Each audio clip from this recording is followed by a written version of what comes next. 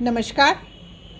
धन्यवाद करती हूँ मैं सब प्रेस बंधुओं का कि एक बहुत ही र्यूमर सुबह से सब जो हमारे ये प्रेस मीडिया के बंधु हैं बार बार एक ही क्वेश्चन लिख के आ रहे हैं कि मैम आप कब हमारा प्रॉपर्टी टैक्स इम्पोज करने जा रहे हैं।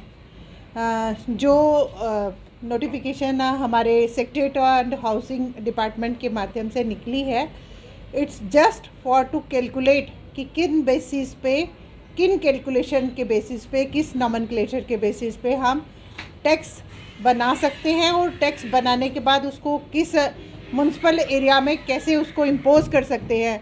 अभी सिर्फ मेयर डायरेक्शंस दी गई हैं उस डिपार्टमेंट सेक्रेटरी और हाउसिंग के द्वारा कि कैलकुलेट किया जाए कि किस नॉर्म्स के ऊपर हम इस टैक्स को कैलकुलेट करें और हम इसको इम्पोज करें। अभी इम्पोज करने की तो बात भी नहीं आई है।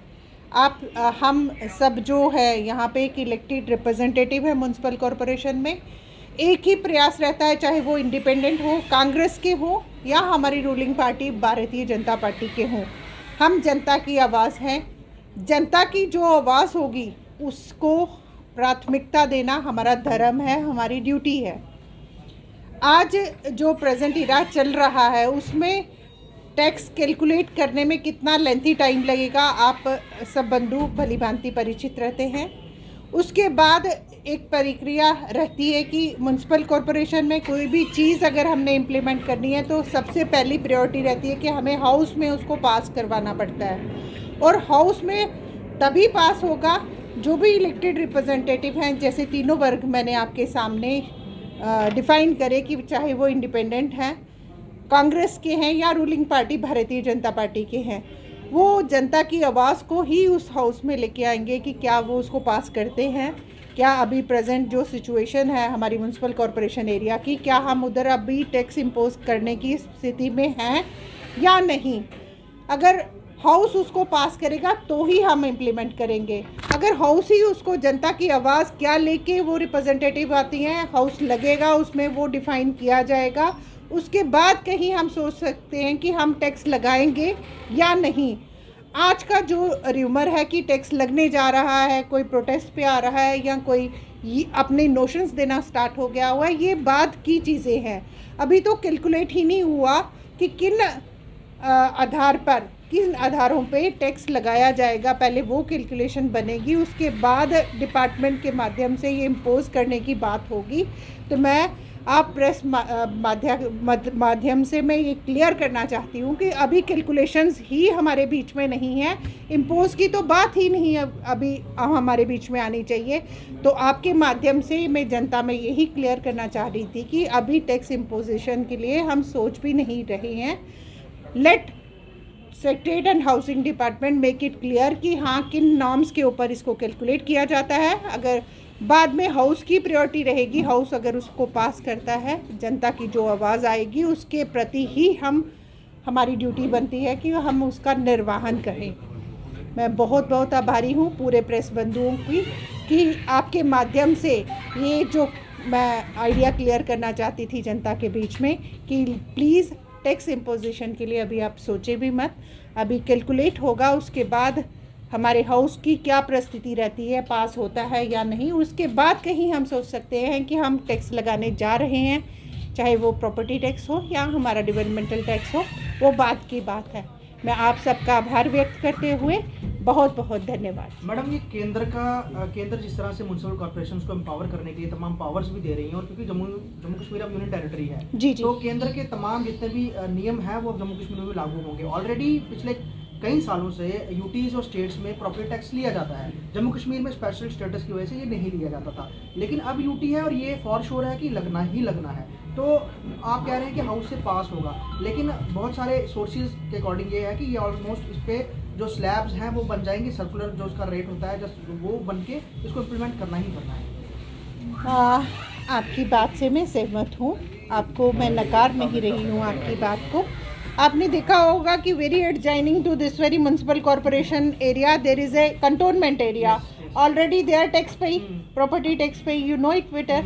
लेकिन हमारा जो नॉर्म्स है केंद्र शासित प्रदेश होने के माध्यम से, नेचुरली अगर हम डेवलपमेंट उन तर्ज पे हम मांग रहे हैं तो उनके नाम्स को भी हमें एक्सेप्ट करना पड़ेगा। लेकिन आज की जो सिनेरियो है, मैं आज की बात कर रही हूँ कि आज ये क्लैरिटी है कि अभी हमारे सेक्रेटरी और हाउसिंग डिपार्टमेंट ने सिर्फ एक मेयर नोटिफिकेशन निकाली है कि कैलकुलेट करिएगा कि किन बेसिस पे हम यहाँ म्यूनसिपल कॉरपोरेशन एरिया में टैक्स लगा सकते हैं। I want to make it clear कि अभी सिर्फ कैलकुलेशन के लिए ही नोटिफिकेशन निकली है, not a imposition of tax.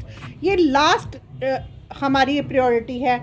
अभी पहला फर्स्ट स्टेप ही हमने उसको नहीं चढ़ा है, तो मैं तीसरे स्टेप के लिए मैं आज कैसे कमेंट कर पाऊँ। मैं बहुत बहुत धन्यवाद। मैम, आपने जिस तरह से कहा बिल्कुल सही कहा, क्योंकि अब बाहर काफ़ी ज़्यादा अफवाह इस तरह से निकल रही, क्योंकि पहले सर्वे होगा, फिर उसके बाद जी, जी। सर्किल रेट तय होता है, फिर उसके बाद जनरल हाउस में ये जी, जाएगा, जी। फिर पास होगा। क्योंकि जिस तरह से रेट को लेकर के, क्योंकि पहले भी ऐसा होता था, म्यूनसिपल कॉर्पोरेशन का जो संशोधन है 2000 का, उसमें सिर्फ संशोधन किया गया अभी, उसको जी। लेकर के मैं चाहूँगा कि आप क्लियर करते, क्योंकि डोमेस्टिक जो रेट होता है या कमर्शियल जो रेट होता है वो अलग होता है, क्योंकि बाहर इस तरह की अफवाह है कि बहुत ही ज़्यादा आप पे टैक्स लग। अरे never to be, let the calculations be with there ना। डिपार्टमेंट के माध्यम से क्या कैलकुलेशंस कैलकुलेट की जाती हैं, then we can comment on it. अभी बेस ही नहीं है तो मैं कमेंट किस बेस पे करूं। मैम, दूसरा, जम्मू कश्मीर के लोगों को टैक्स, हम लोग यहाँ पे टैक्स ज़्यादा चीज़ों के लिए देते नहीं है, जिस तरह से स्पेशल स्टेटस अब मोस्टली एग्जाम्प्ट थे।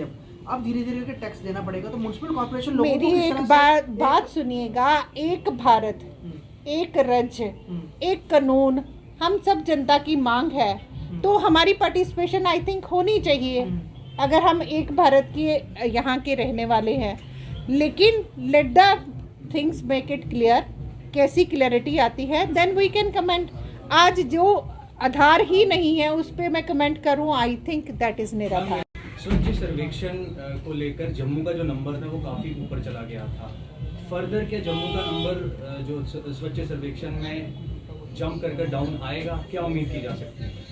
हमारी म्यूनसिपल कॉरपोरेशन का हिस्सा होने के नाते से और जनता का प्रयास जो हमारे साथ मिल रहा है, हम एक ही कोशिश कर रहे हैं कि जनता के एक पॉजिटिव एटीट्यूड के साथ और म्यूनसिपल कॉरपोरेशन के प्रयासों को अगर हम क्लब करें तो एक ही बात हम कह सकते हैं कि इसको नेचुरली अपग्रेड होगा, नीचे आने की आकांक्षा। कॉर्पोरेशन का आगे आने वाले समय में बढ़ेगा, क्योंकि फिलहाल बजट बहुत तंग है, उस वजह से कुछ भी चीज़ें म्यूनसिपल कॉर्पोरेशन यूज़ नहीं कर पाता, पैसा नहीं। बजट के लिए हमने प्रपोजल्स ऑलरेडी कंसर्न डिपार्टमेंट को सबमिट करा दिए गए हैं। जैसे ही उनका क्लैरिटी होती है I will let you make it clear कि क्या हमें बजट मिलने जा रहा है। और डिपार्टमेंट्स आपके पास आ रहे हैं, पीएचई डिपार्टमेंट हाल ही में हाँ। आपके अंदर आया है, उससे कितनी मदद मिलेगी जो डिपार्टमेंट्स अंडर आ रहे हैं जम्मू म्यूनसिपल कॉर्पोरेशन? जो भी डिपार्टमेंट्स हमारे कॉरपोरेशन के अंडर आ रहे हैं अंडर 74 अमेंडमेंट के माध्यम से, उसमें एक का सिनोनिमस बन रहा है कि अगर हमें कोई भी काम करना डेवलपमेंट का हमें जाते हैं तो सब डिपार्टमेंट्स पैरेलल होके एक साथ चल के चले।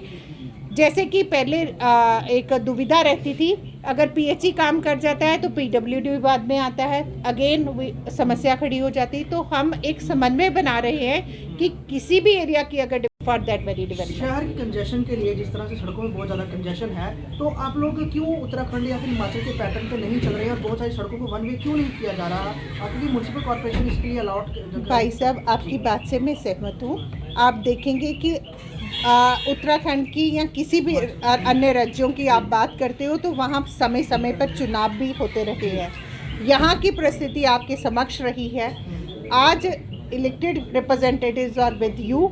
हम पूरा प्रयास कर रहे हैं कि जो भी इंफ्रास्ट्रक्चर हमारे साथ है, जो भी मैन पावर हमारे साथ है, जो भी रिसोर्सेज हमारे साथ हैं, उन सब को लेकर हम डेवलपमेंट की ओर कैसे चल सकते हैं उसका प्रयास करें।